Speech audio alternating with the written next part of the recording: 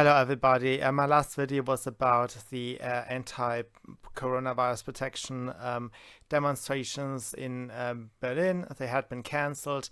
Originally, the courts have decided last night that it's allowed to go go forward anyway, and so it started to die. However, it was dissolved midterm. Now, the excuse of the authorities is that the distance were not kept between everybody, and that masks were not worn. This is problematic for a variety of reasons. A, there is no mask prohibition in the streets of Berlin for whatever reason. They have just made that up for people who protest anti-coronavirus policies, and that is possibly a provocation that led to some sparks of violence, and I mean few. And the results are mixed. It was stopped somehow before it could start. I mean, the people gathered at least. They could not really march, but they gathered. I'm not quite sure if that makes a difference. If you think of what you expect from your demonstration, you want to show presence, you want to see other people, you want to know that you are not alone with your grievance and so forth. There are markers of things that you expect from a demonstration that you could all see if you march or if you stand. It doesn't really matter. So because the excuse they gave was a bit dodgy.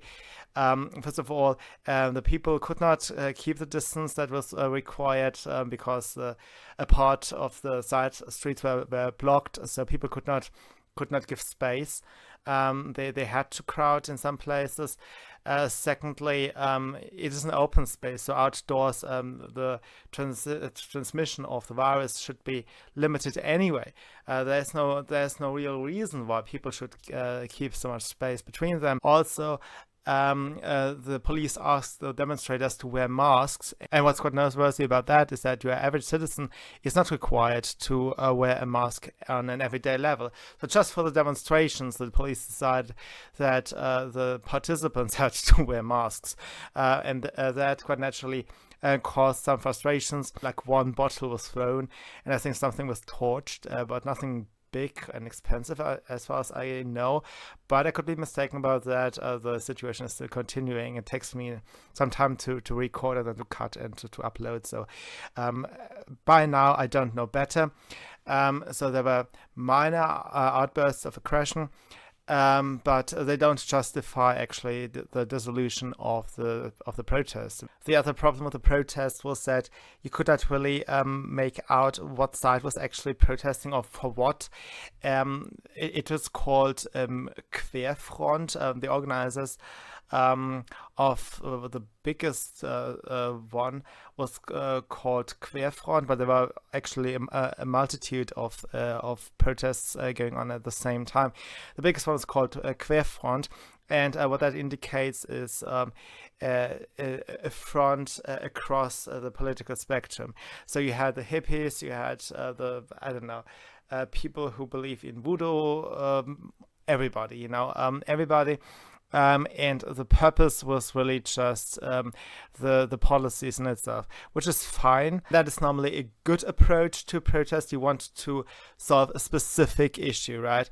And you don't want to just bring your cult to the street and your in group. Usually you fight for specific.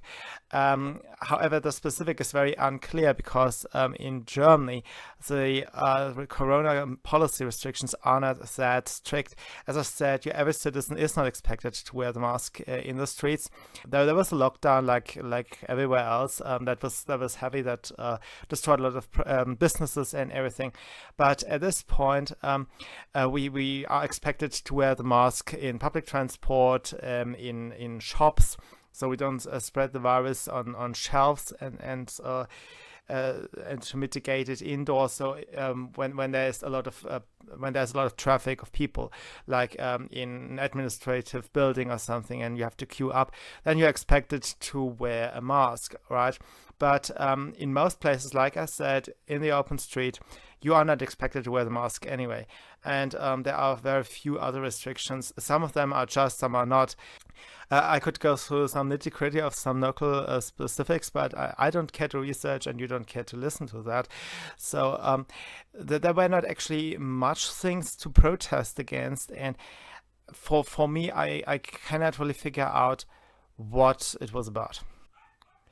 And that lack of clarity of the goals of the protest, and the mass support of conservatives, inspired by English-speaking conservatives, I suppose, has led to a fraction within the conservatives, I guess, because Tatjana Festerling, one of the former leaders of Pegida, has come out to disavow former allies because she is unhappy that they don't understand the risk of the coronavirus.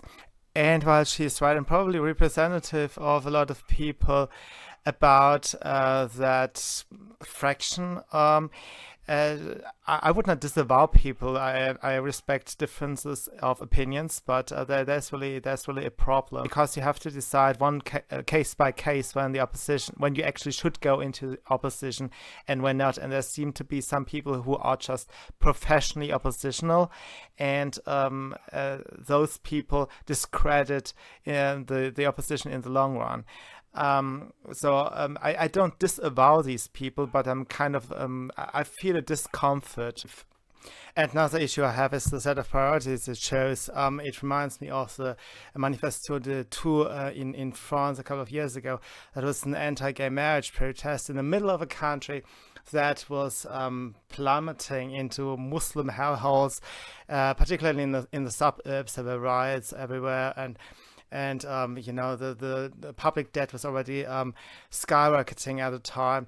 That was before 2015, before mass immigration, before Angela Merkel opened the gates of hell, so to say. That's because a lot of colonies had privileged rights, and you have a lot of people from Northern Africa, Islamists, a lot of those. So there was a country boiling. At the same time, socialists had their heyday, and in this situation, people saw the economy falters. Youth unemployment was also terrible. All they cared about, or the one thing that drove people into the streets, was that two people marry. That's. I do understand all sides of the argument when it comes to gay marriage. By the way, I really have respect for everybody.